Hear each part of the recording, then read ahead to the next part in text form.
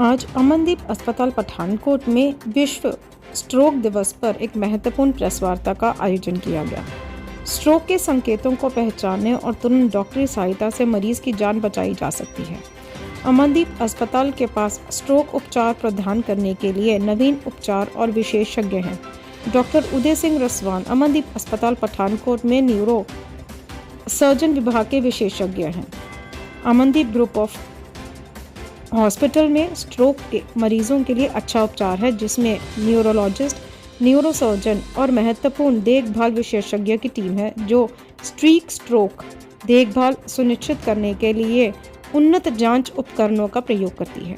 यदि आपको शरीर के एक तरफ कमजोरी या सुन्नता, अस्पष्ट शब्दों या बोलने में कठिनाई, बिना किसी वजह से गंभीर सिर दर्द, अचानक चक्कर आना या असंतुलन होना जैसे लक्षण दिखाई दे तो तुरंत चिकित्सा सहायता लें। अमनदीप अस्पताल पठानकोट के सीनियर कंसल्टेंट न्यूरो और spine surgery doctor Uday Singh रसवान द्वारा इस बात पर जोर देते बताया गया कि स्ट्रोक के मामलों में जल्दी पहचान और उपचार बहुत ज़रूरी है। तुरंत इलाज मिलने से मस्तिष्क की हानि को काफ़ी कम किया जा सकता है और रिकवरी की संभावनाएं भी बढ़ सकती हैं। उन्होंने कहा कि यदि किसी मरीज में स्ट्रोक के लक्षण विकसित होते हैं और वह तुरंत एक अच्छे अस्पताल में जाते हैं तो स्ट्रोक को 90% तक रोका जा सकता है।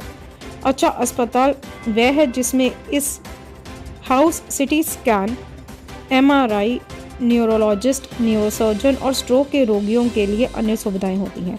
अमनदीप अस्पताल पठानकोट इन सभी सुविधाओं वाले क्षेत्र के कुछ अस्पतालों में से एक है।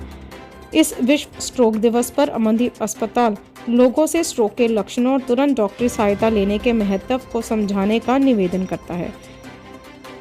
आप भी बिना देर किए मदद मांगकर जान बचा सकते हैं और स्ट्रोक के प्रभाव को कम कर सकते हैं।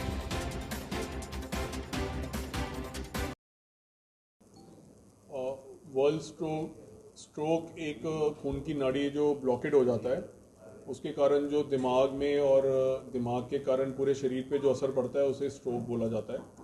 तो ये दो तरह का है, हेमोरेजिक है जिसमें नाड़ी फट जाती है और दूसरा ब्लॉकेड वाला है जिसमें खून की नाड़ी ब्लॉक हो जाती है। तो ये दोनों तरह के स्ट्रोक जो हैं ये कैटेगराइज होते हैं। किन कारणों की वजह से स्ट्रोक होता है? मोस्टली ये उन पेशेंट्स के अंदर हैं जिनके अंदर रिस्क फैक्टर्स हैं, लाइक डायबिटीज़ है, बीपी की शिकायत है, कोई किडनी प्रॉब्लम्स हैं, स्मोकिंग की हिस्ट्री है, अल्कोहल, सब्सटेंस अब्यूज़ या स्ट्रेस भी एक कारण है। तो ये सारे इसके कारण रहते हैं। तो आज स्ट्रोक डे मनाने का मेन मोटिव क्या है?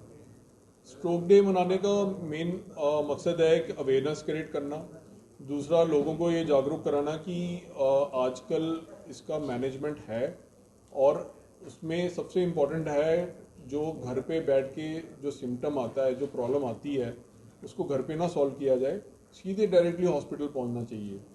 तो घर से लेके हॉस्पिटल के दरवाजे तक जो टाइम है ना, उसको कम से कम करना है।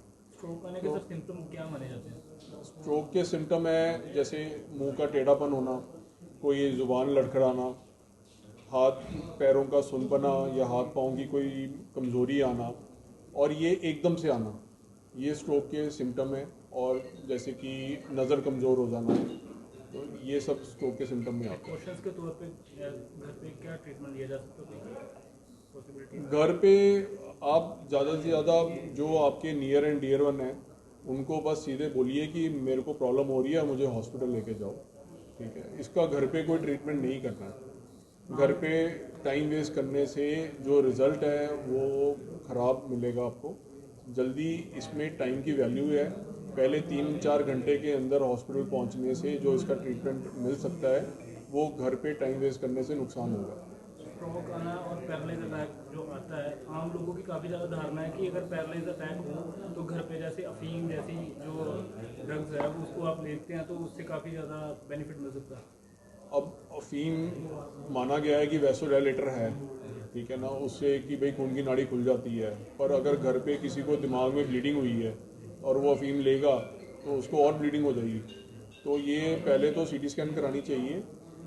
और ये मेडिकल लाइन में ये ऐसे रिकमेंडेड नहीं है कि आप ऐसे इलाज करो, क्योंकि उससे साइड इफ़ेक्ट भी हो सकते हैं। तो स्टेजेस सर क्या रहती है इसमें? स्टेजेस यही हैं कि अगर तो किसी का सिम्टम से ही पता लग जाता है कि अगर तो सिंपल नमनेस है, सुनपना आ रहा है, तो वो आप कह सकते हैं कि स्टेज 1 है। और अगर ये बाजू जो है अगर नहीं उठा पा रहा कोई, तो वो स्टेज 2 हो गई। और स्टेज 3 होगी कि वो बेड पे ही पड़ गई है, कि पूरी पैरालाइज हो गई कंप्लीट।